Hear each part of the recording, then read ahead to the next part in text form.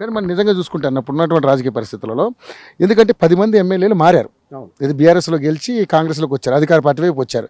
సరే అభివృద్ధి చేయడం కోసం వచ్చారా, వాళ్ళ స్వలాభం కోసం వచ్చారా పక్కన పెడితే, సో గుడిమ రెడ్డి గారు కూడా ఇందులో ఉన్నారో తెలియని పరిస్థితిని మీరే చెప్తా ఉన్నారు.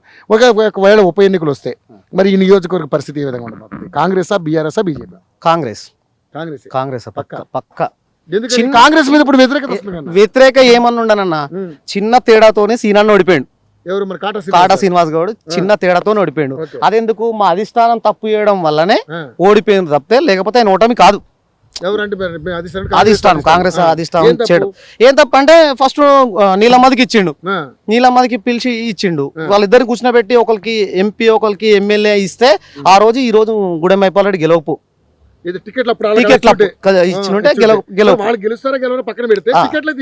టికెట్లు వీళ్ళకి అది అధిష్టానం తప్పు చేయడం, అధిష్టానం తప్పు చేయడం వల్ల మేము ఈ రోజు అనుభవిస్తున్నాం. మాకు ఎమ్మెల్యే ఎవరు ఏంది అనేది మేము హయమయంలో ఉన్నాం అనమాట. అంతే, మాకు ఎవరి దగ్గర పోవాలి, ఏదైనా పని కావాలంటే ఎవరి దగ్గర పోవాలని అర్థమవుతుంది అనమాట. మా పరిస్థితి డిఫరెంట్ ఉంది. మాదే కాదు, మా శ్రీనివాస్ గౌడ్దే అట్లున్నది. ఆయన ఎవరికి చెప్పుకోవాలా ఆయనకు అర్థమైతలేదు.